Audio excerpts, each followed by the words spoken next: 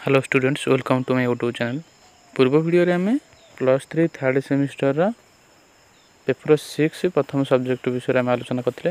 आज से विषय किसी शॉर्ट टाइप आज आम आलोचना करवा 35 शॉर्ट टाइप आम आलोचना करवा जहाँकि परीक्षा बहुत हेल्पफुल हो पार।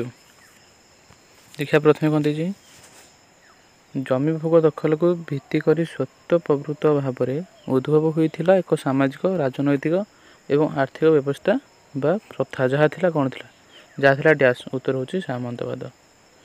2 नंबर कौन देजी ख्रीष्टीय नवम शताब्दी चतुर्थ शताब्दी जाए यूरोप रे प्राधान्य विस्तार करथिया समय काल को डैश कह जाए उत्तर होची सामंत युग बोली कह जाए। 3 नंबर कौन देजी शताब्दी रे बुद्धिजीवी और आईन विशारद माने अवस्थार अनुध्यान और विश्लेषण करी एही प्रथार नाम देथिले सामंतवाद ना केबे देथिले एटा सप्तदश शताब्दी रे। 4 नंबर कौन देछि 4 नंबर देछि मध्ययुगीय सामाजिक व्यवस्था थिला डैश जहीं कर्तव्य अधिकार भूस्वामी प्रति एकांत आनुगत्य प्रदर्शन एवं तांको सहित व्यक्तिगत संपर्क उपरे यह प्रतिष्ठा थिला उत्तर होछि सामंतवाद।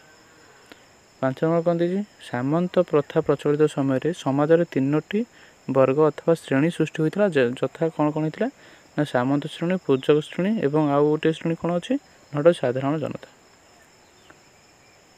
तो 6 नंबर कौन देछि 1830 ख्रीष्टाब्द सुधा यूरोपर अर्थनीति डैश थिला उत्तर होछि कृषि भित्तिक थिला बोली कहै। 7 नंबर कौन देछि मध्ययुगीय यूरोपीय मानकर जीवन दुईटी सत्य उपर आधारित थिला यथा सामंतवाद एवं डैश आउट होछि गिरजा व धार्मिक प्रतिष्ठा गिरजा। 8 नंबर देखिया भूमिदास सर्फ शब्दटी लाटिन शब्द डैश रु आसी जहाँ दास को बुझाए उत्तर होछि सर्विस सर्व रु आसी दास शब्दटी।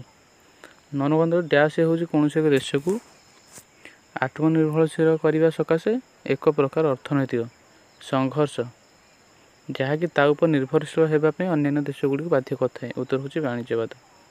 10 नंबर कौन देछि डैश ख्रीष्टाब्द जेम्स हारग्रीव्स लुगाबुणा यंत्र स्पिनिंग जेनी उद्भावन करथिले डैश का नाम अनुसार जार नाम स्पिनिंग जेनी रखा जाइथिला उत्तर होछि 1765 ख्रीष्टाब्द सेटा से यंत्रटा से उद्भावन करथिले एवं ताଙ୍କ स्त्री ना अनुसार कराइथिला ताଙ୍କ स्त्री को ना होछि स्पिनिंग जेनी। देखिए 1769 ख्रीष्टाब्द रिचार्ड आर्कराइट डैश नामक एक सूता कटा यंत्र उद्भावन करथिले जार उत्तर होछि वाटर फ्रेम बा जल छंचा मेसिन उद्भावन करथिले। 12 नंबर को देखिए कौन स्पिनिंग मूल्य सूता कटा यंत्र उद्भावन करथिले एटा सामुएल क्रॉम्पटन। 13 नंबर देखिए कौन ख्रीष्टाब्द डैश ख्रीष्टाब्द एडमंड कार्टराइट कलतंत्र बा पावर लूम उद्भावन करथिले उत्तर होछि 1785 ख्रीष्टाब्द। 14 नंबर देखिए कौन 1793 ख्रीष्टाब्द व्हिटने नामक अमेरिक जो तुला भिणवा बा तुलारू मंजी छड़ाइया यंत्र उद्भावन करथिले तार नाम डैश थिला उत्तर होछि कॉटन जेन। 15 नंबर देखिए डैश एक बीज बपन यंत्र कृषि क्षेत्र में प्रयोग करथिले ताको कृषि पद्धति डैश बोली कह जाउथिला उत्तर होछि जेथ्रो टुल्लू जनब। 16 नंबर देखिए कौन देछि डैश तांको कृषि क्षेत्र को एक कृषि प्रयोगशील परिणत करी आवर्तन पद्धति आरंभ करथिले उत्तर होछि टाउनसेंड। 17 नंबर देखिए डैश ख्रीष्टाब्द मैक कर्मिक शस्य काटिबा और अमल करिया एक नूतन यंत्र उद्भावन करथिले उत्तर होछि केबे ना 1834 ख्रीष्टाब्द। 18 कौन देछि डैश लौह पिंड प्रस्तुत और लुहा चादर बुड़ाइबा निमंते नूतन पद्धति आविष्कार करथिले उत्तर होछि हेनरी कोट। डैश लुहा को अधिक कठिन करने पद्धति उद्भावन करथिले जहाँ द्वारा लौह युगर आरंभ होइतिला उत्तर होछि बिस्मार्क। डैश ख्रीष्टाब्द बेल्जियम ब्रसल्स ठारू मालिन्स पर्यंत रेलपथ निर्माण कराइथिला उत्तर होछि 1835 ख्रीष्टाब्द। 21 नंबर कौन देछि महान अर्थनीतिक आदम स्मिथ डैश शब्द को सर्वप्रथम पुस्तक वेल्थ ऑफ नेशंस रे व्यवहार करथिले उत्तर होछि वाणिज्यवाद। 22 नंबर देखिया बणिक मानक प्रभाव जन्म नहीं थिपा वाणिज्यवाद जार मूल नाम थिला डैश उत्तर मुद्रा ही संपद पदवाच्य।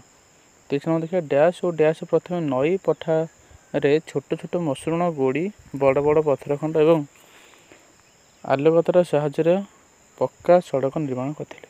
ଉତ୍ତର ହେଉଛି ମେଟକାପ୍ ଓ ଜନ୍ ମାର୍କାଦମ୍। 24 ନମ୍ବର ଦେଖିବା ସର୍ବପ୍ରଥମେ ଚଳାଚଳ କରିଥିବା ନୌକାର ନାମ କ'ଣ ଥିଲା? ଉତ୍ତର ହେଉଛି କମେଟ୍। 25 ନମ୍ବର ଦେଖିବା 1840 ଖ୍ରୀଷ୍ଟାବ୍ଦରେ ଇଂଲଣ୍ଡରେ ଡ୍ୟାସ୍ ପଦ୍ଧତିର ପ୍ରଚଳନ ଆରମ୍ଭ ହୋଇଥିଲା? ଉତ୍ତର ହେଉଛି ପେନି କାର୍ଡ଼। 26 ନମ୍ବର ଦେଖିବା 1840 ଖ୍ରୀଷ୍ଟାବ୍ଦରେ ମୋର୍ସ, ଚାର୍ଲସ ହ୍ୱିଟଷ୍ଟୋନ୍ ଏବଂ ଆଲଫ୍ରେଡ୍ ବେଲ୍ ମିଳିତ ଭାବରେ ବୈଦ୍ୟୁତିକ ତାର ଦ୍ୱାରା ବାର୍ତ୍ତା ପ୍ରେରଣ ପ୍ରକ୍ରିୟା ବା ଡ୍ୟାସ୍ ଉଦ୍ଭାବନ କରିଥିଲେ? ଉତ୍ତର ହେଉଛି ଟେଲିଗ୍ରାମ। 27 ନମ୍ବରରେ ଡ୍ୟାସ୍ ଖ୍ରୀଷ୍ଟାବ୍ଦରେ ପ୍ରଥମେ ଜଳଭାଗ ଉପରେ ଆଟଲାଣ୍ଟିକ୍ ଟେଲିଗ୍ରାଫ ଯୋଗାଯୋଗ ସ୍ଥାପନ କରାଯାଇଥିଲା? ଉତ୍ତର ହେଉଛି 1866। 30 ନମ୍ବର କ'ଣ ଦେଇଛି? 1895 ଖ୍ରୀଷ୍ଟାବ୍ଦରେ ଡ୍ୟାସ୍ ବେତାର ବାର୍ତ୍ତା ପାଇଁ ଯନ୍ତ୍ର ଉଦ୍ଭାବନ କରାଯାଇଥିଲା? ଉତ୍ତର ହେଉଛି ମାର୍କୋନି। 30 ନମ୍ବର ଦେଖିବା ଡ୍ୟାସ୍ ଖ୍ରୀଷ୍ଟାବ୍ଦରେ ଥୋମାସ୍ ଏଡିସନ୍ ବୈଦ୍ୟୁତିକ ଆଲୋକ ଉଦ୍ଭାବନ କରିଥିଲେ ଏବଂ ଏହାପରେ ଲୁହା ତରଳାଇବା ପାଇଁ ବୈଦ୍ୟୁତିକ ଚୁଲାର ଉଦ୍ଭାବନ କରିଥିଲେ? ଉତ୍ତର ହେଉଛି 1878। 31 ନମ୍ବର କ'ଣ ଦେଇଛି? ଡ୍ୟାସ୍ ଖ୍ରୀଷ୍ଟାବ୍ଦରେ ବ୍ରିଟିଶ ଇଷ୍ଟ ଇଣ୍ଡିଆ କମ୍ପାନୀ ପ୍ରତିଷ୍ଠିତ ହୋଇଥିଲା? ଉତ୍ତର ହେଉଛି 1600। 32 ନମ୍ବର କ'ଣ ଦେଇଛି? 1404 ଡ୍ୟାସ୍ ସନ୍ଧି ସ୍ୱାକ୍ଷର ହେବା ଦ୍ୱାରା ସେମାନଙ୍କ ଉପନିବେଶଗୁଡ଼ିକ ସହ ସମ୍ବନ୍ଧିତ ସମସ୍ତ ମତଭେଦକୁ ସମାଧାନ କରାଯାଇଥିଲା? ଉତ୍ତର ହେଉଛି ଆଙ୍ଗ୍ଲୋ ଫରାସୀ। 33 ନମ୍ବର କ'ଣ ଦେଇଛି?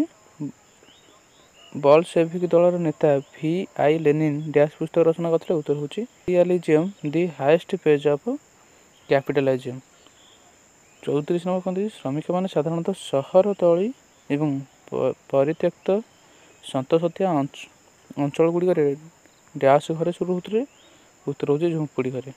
35 ନମ୍ବର କ'ଣ ଦେଇଛି? 1850 ଖ୍ରୀଷ୍ଟାବ୍ଦ ପୂର୍ବରୁ କଳକାରଖାନାରେ ଦିନକୁ କାର୍ଯ୍ୟ ସମୟ ଡ୍ୟାସ୍ ଘଣ୍ଟା ରହିଥିଲା? ଉତ୍ତର ହେଉଛି 12ରୁ 14 ଘଣ୍ଟା ରହିଥିଲା।